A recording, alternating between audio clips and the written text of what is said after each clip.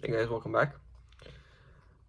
I don't even know if there's a specific topic for this video, but we can start the discussion on this notion of, again, good and evil and the egotism behind both sides, the energetic satisfaction that man gets from the fulfillment of both of these sides, or one of these sides, but usually it's both. Usually people have a tendency to be both good and bad at certain times depending on what they're deriving their satisfaction from. Okay. Now I watched this very interesting movie. Interesting because if you're aware of these sort of things, you can pinpoint them throughout the movie. But the movie really was about boxing, but it had a very spiritual connotation to it. Um, if you can be aware of it. Now it's the new George Foreman movie on Netflix, and it basically shows how at the beginning of his life he was acting from that traumatic um, programming that he was born into, right? The ghetto life, the fighting, which was derived from a need to prove himself to others, right? He was seen as kind of garbage coming from the ghetto, especially being an African American male during the time. And then he had risen to new heights with his boxing career, right? He had gotten all the money, all the material satisfaction, but he was still the same person getting upset over the littlest of, insults. And along comes Muhammad Ali, which again I believe is all scripted, and especially in the boxing world, who more spiritually maybe was pushing these buttons that were still in him. And he was one that ended up beating him because he knew how to push his buttons and make him and beat him on a more spiritual or emotional level rather. Now, throughout the movie, he suffers a sort of NDE after that loss because he was in such deep despair. And he has a heart attack, which I think puts him in like a mini coma for a little bit. And during that time, he comes back and claims to have seen Jesus and has this whole spiritual awakening. Well, where all of a sudden he now becomes spiritually good, or he's now this good person. He does all these good things in the world and gives up boxing and starts a church, goes to preach, starts a youth center, goes to help the community, puts all his money into that, or what he thinks is part of his money. But again, he hits rock bottom when he realizes that his financial manager, which he had known from his time of being that lower vibrational energy, had used all his money into these very high risk stocks, and he ended up losing everything. And he found out when it came time to pay the bill for his youth center, the light bill or the electricity bill. And he found out he has only about $2,000 in his bank. Now, again, I apologize if I'm spoiling the movie for you, but this aspect goes to show that he was doing these things out of rather a need. A need for what? A need for egoic satisfaction, right? He then went, after that spiritual awakening, he then went and got baptized. He became a full Christian dogma sort of idealist, okay? And that he had to go back to fight again. Of course, he had to go back and tap into that beast within him again. Again, this is what I'm talking about. All people have this energetic pendulum that they swing on back and forth between the good and the bad, the good and the bad. However, they may need it. A lot of people in their ego may like to see themselves as good because they swing that pendulum more here. But when it needs to, it will swing back here, right? So these ideas are, again, found in the material and energetic nature of this system. They're not truly good because they are both supporting. Imagine the pendulum originating from here, right? Coming down here and swinging. this origination point is the ego. It is merely a mask that people are wearing based on what they are deciding they need, right? Again, it's this need that is fulfilling the inner workings of this matrix, because that's how it creates energy. And energy is defined as the ability to put in work, because that's what the system needs, work. We are like the worker bees in the beehive supporting the queen bee. Now, could the queen bee be an allusion to Sophia? And we'll get to that in a second with another example. But again, the mask, right? You can be either the good mask, the happy mask of the ego, or the bad mask, the angry, sad mask that we also use to, again, fulfill energetic needs. So when we're inclined to this negative aspect, it feels good to fight. It feels good to beat someone up. It feels good to do something bad to someone. That's fulfilling the energetic nature. It's the same as the angels and demons. This is why I say the angels are feeding off of you as much as the demons are, because everything in this matrix is inherently lacking. And that's why need is powering everything. The angels need the energy as much as the demons need the energy. And we observe this through our processes. When you go out and do something positive, when you go out and do something good, you're helping someone. Are you doing it because that it is truly natural for you? It is truly something that you think needs to be done, and it comes without any sort of agenda? Or are you doing it because that's what also feels good? These are the questions you need to ask yourself, right? Am I getting some sort of energetic derivation from this by doing something good for someone, by helping them out, by showing compassion? Is that fulfilling my own ego in any way? And, a very good question can arise whether what is truly the right thing to do.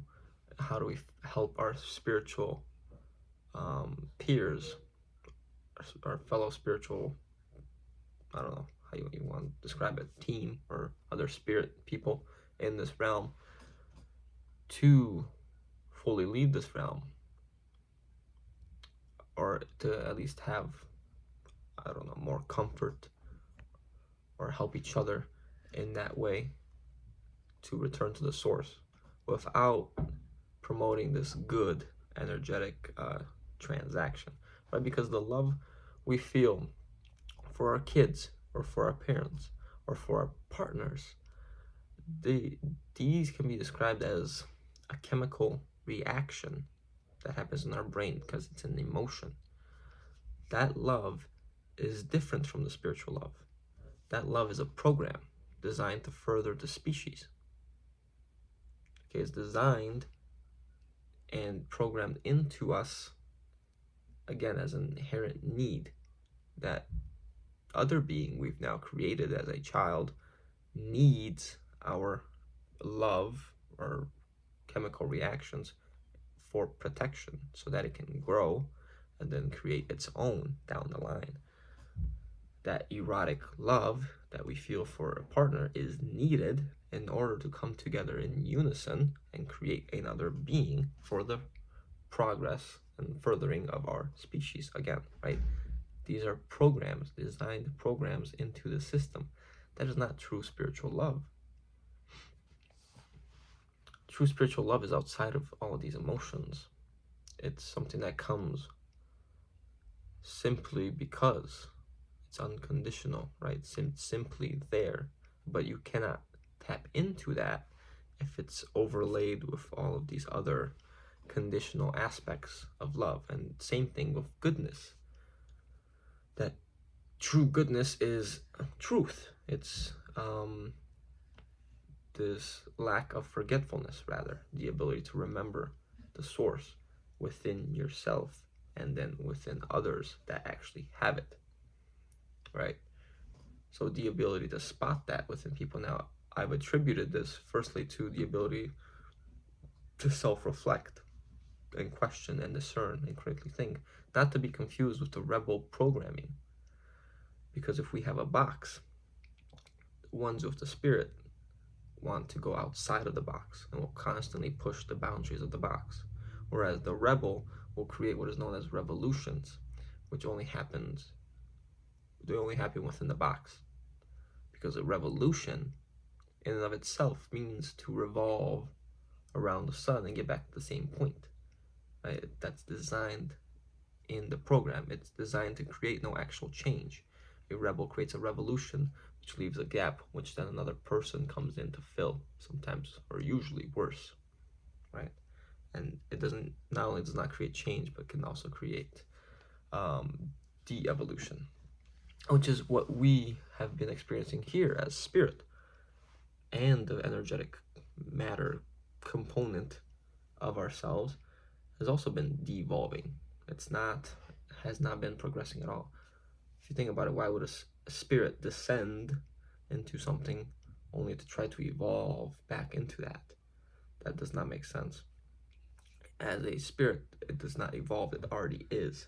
So then the spiritual component is not evolving, but the energetic component is the only one that can evolve. So then back to the movie, it was only George Foreman's ego that was evolving, and even that is an illusion, because it just goes from bad to good to bad to good to bad to good. It's the illusion of movement. But in that illusion, we can say it made some sort of progress by going from bad to good, even though what we simulate the progress would be more of a up and down scale. We could actually flip that and say that rather the progress was left and right. There was no actual movement up and down. It was simply left and right, from bad to good, or even right to left, or good to bad. So the ego is really the only one that can learn these life lessons, or can get traumatized and experience this fracturing, which of course hurts the spirit, because it has to fulfill more of these personalities, more of these fragments that then need to be recombined to tap into the subconscious again and have unison of the conscious and subconscious, like we talked about in the last video, right? And can we really define progress as switching one mask to another, right? So it's only the ego that partakes in this illusion of evolvement, whatever, of progress. And that's why theory of evolution, physically and spiritually, in my opinion, is a huge inversion. Rather, we have been devolving, right? So this idea of, again, good and evil is feeding our aspects, our energetic aspects. And I'm not saying that neutrality necessarily is the answer, because again, we find that in the atoms we have the neutrons, right? We have the protons, the electrons, and the neutrons. The neutrons are just stable, and when the sine wave collapses, that's essentially the heartbeat. You are essentially dead. But if you were already dead here, then you are essentially alive, right? So it's the opposite. But you do not have to die physically for when that happens. Now, there is the allegorical death that Jesus spoke of, right? You have to die to yourself, which is what that means. It's the ego that dies. It's the personality. It's the one that's deriving energy from being good or being bad, right? It's not gaining happiness every time they do something good, and it's not gaining that negativity happiness when they do something bad. Now it's stabilized, and every time something like that happens, it's not wavering, it's not moving, it's stoic, right? It's the ability to maintain reason, logic, and being calm in the face of adversity, or especially in the face of what we may define as beneficial events in our lives, right? Because every time something really good happens and you're extremely joyful about it, just you wait, because that creates an equal and opposite reaction for something really negative to happen, which you will be as equally sad and gloomy about what just happened, right? Because that joy created an energetic output, which then has to be matched with its other energetic output towards the downside. So in that case, you have to kind of mitigate all that, I believe, to the point where you can finally tap into your true spirit through these constant questions of why? Why am I feeling this way? Why am I doing this? What egoic need am I satisfying, right? Do I want to achieve this much money or whatever this is my career because I want my family to get a good life for themselves, or me, or whatever? But why do I want them to get a good life for themselves? Are they going to see me better if I do that for them, right? So that's something to be aware of. You can still do that, but be aware of it. Just know that you are deriving some sort of energetic output from that as well, because you are now getting the satisfaction of being seen as someone helpful, right? So again, you must understand that the spiritual nature is not tied to all of that, because learning and doing dead things or things of this dead material nature cannot fulfill your true spiritual nature, because they are not equal. They are not related to each other. Only through the notion that the spiritual is powering all of this. So it is at the expense of the spiritual that you are gaining material and egoic satisfaction, if that makes sense, okay? Now, another movie I saw actually called The Creator, and I may spoil this for you guys as well, which is interesting because this is why I always keep an open mind about things and still questioning even the whole Gnostic narrative if it's fully truthful. Now, in this movie, The Creator, it's taking place in the distant future, about 2060, where a being known as Nirmata, she's human, known as Nirmata to the robots that she has actually created. So it's become a reality of robots versus humans, where actually it's more humans versus robots, because humans are the ones that are being aggressive towards them and trying to eliminate them, seeing them as hostile. Nirmata has created these robots and has considered them her family. Now, there's another human that is in her operation and has infiltrated, but he gets married to her, or engaged to her, and he calls her Maya.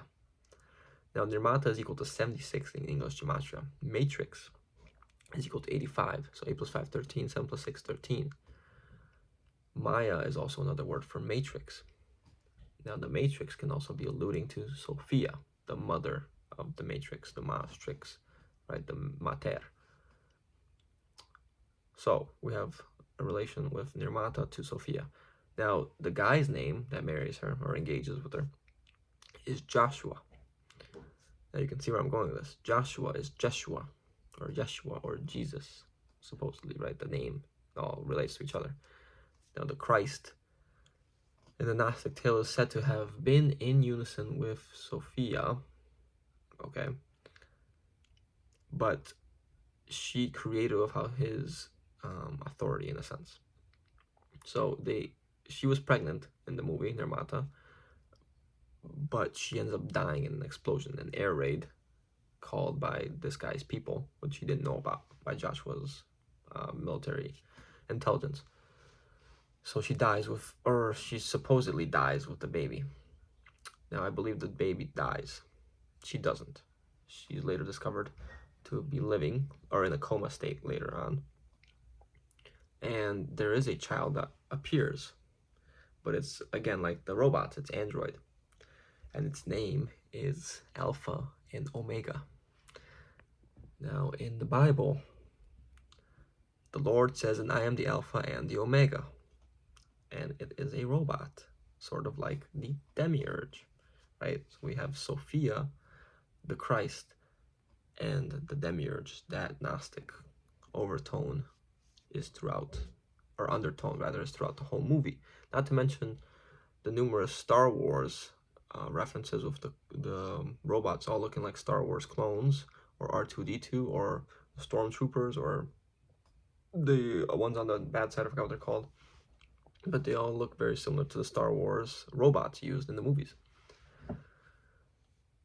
And the funny thing is that the robots in the movie actually display more emotions, more compassion and love than the actual humans themselves.